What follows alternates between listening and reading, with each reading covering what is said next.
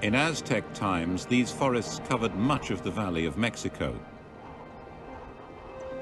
And at their base were giant lakes fed by mountain streams, visited by millions of migrant birds.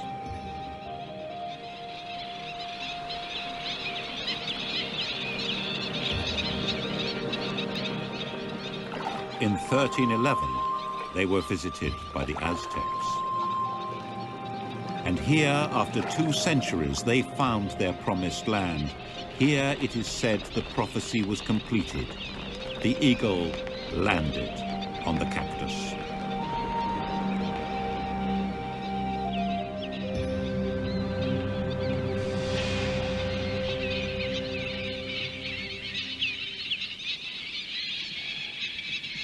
The pelican is one of more than 50 species of water bird that migrate here to overwinter.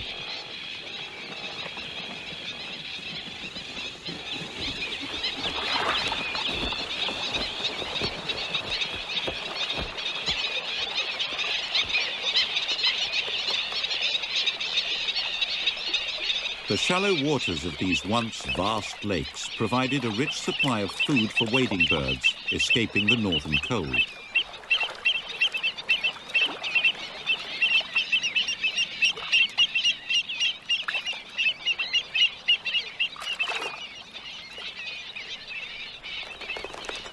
The birds, in turn, provided a valuable food supply for the human inhabitants of the lakes.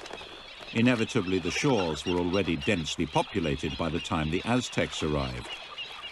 The resident tribes gave the newcomers a hostile reception. But there was one place that was uninhabited. It was uninhabitable, a small, boggy, snake-infested island, the last place on Earth anyone would choose to live. The Aztecs chose it. There they built one of the most spectacular cities on Earth, the Venice of the Americas.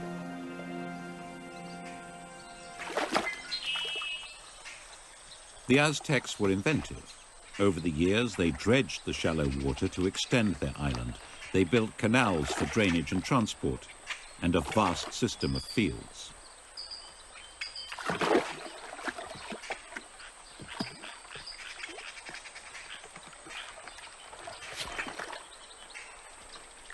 It took less than 100 years to build this city on a lake. The only domesticated animal was the dog. There were no horses, mules or oxen, no draft animals. No need, in fact, for the wheel. Instead, the Aztecs relied on boats and manpower.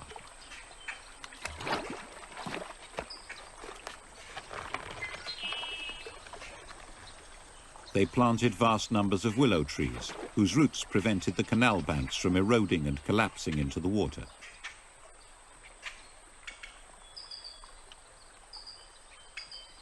The land was owned communally, a few families sharing a plot, giving the state part of the yield as tax.